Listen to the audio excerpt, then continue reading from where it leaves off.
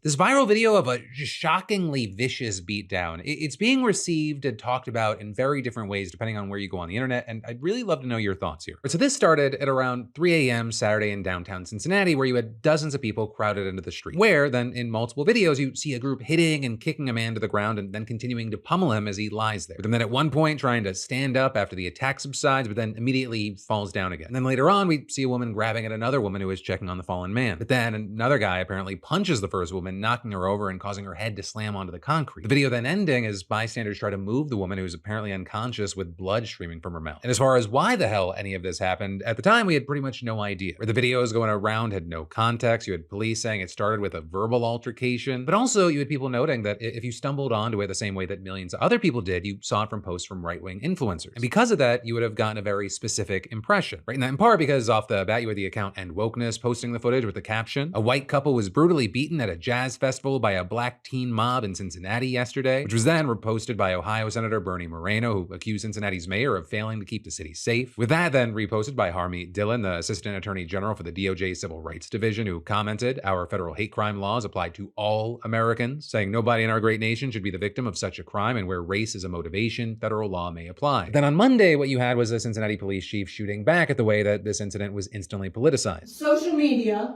the posts that we've seen, does not depict the entire incident. Because what happens, that social media post and your coverage of it distorts the content of what actually happened.